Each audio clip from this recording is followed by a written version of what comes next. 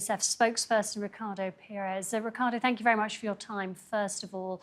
Now, let me start by asking, now, under the UN's Universal Declaration of Human Rights, everyone has the right to education. Under Israeli occupation, it's evident that that right isn't being exercised. So what more can and should be done to protect that right in Gaza? Thanks for having me, Rihanna. We can continue to advocate for a ceasefire, for the guns to go silent, for the violence to stop, and for children to try and come back to a normal life as much as that could be possible across the Gaza Strip right now, but also in the West Bank. We know over 600,000 children are out of school today because of this conflict started on October 7th, or at least this more recent escalation. And in the West Bank, the situation is not better. It's over 700,000 students who are unable to attend school. And in Gaza, schools have been leveled, most of them. Over 80% of schools require full reconstruction across the Gaza Strip. So the right to education has been denied to children since this conflict started, and yet another child right that has been denied to them because of the violence and because of the conflict started 11 months ago.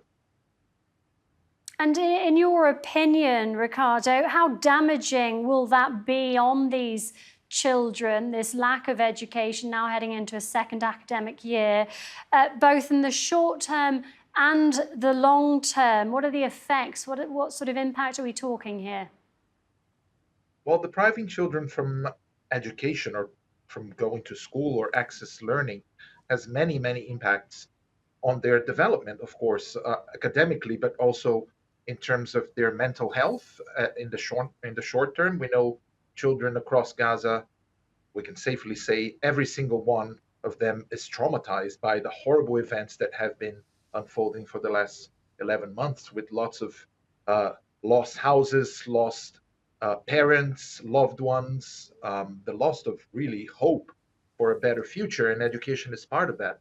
And in the West Bank, it's no different. So what we can see now is that children are extremely stressed by not being able to go back to school and have a normal life and see their friends and meet their teachers again. Many teachers have died in the last 11 months, and that normality obviously affects them emotionally, psychologically, and UNICEF is working to support them and providing psychosocial services. But in the long term, without schools, without universities, how can we expect these children across the Gaza Strip, who make half of the population, to believe they have a future, or to dream again of having a profession and moving on with their lives and being free? It's a very unlikely scenario for children right now across the Gaza Strip, and they know that.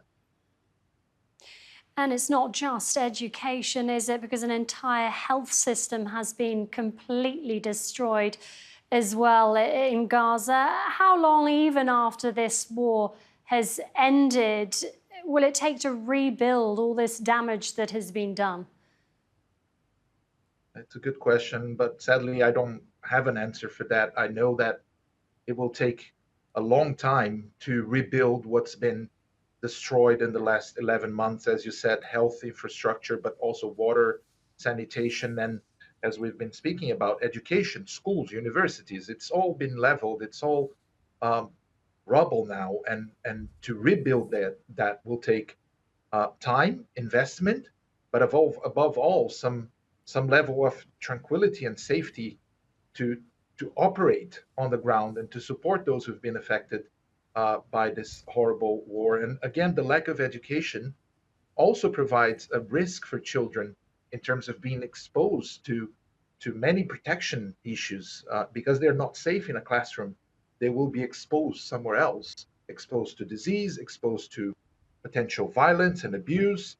So education is such an important thing for a child, and right now it's just another right, as we said in the beginning, that has been denied to them.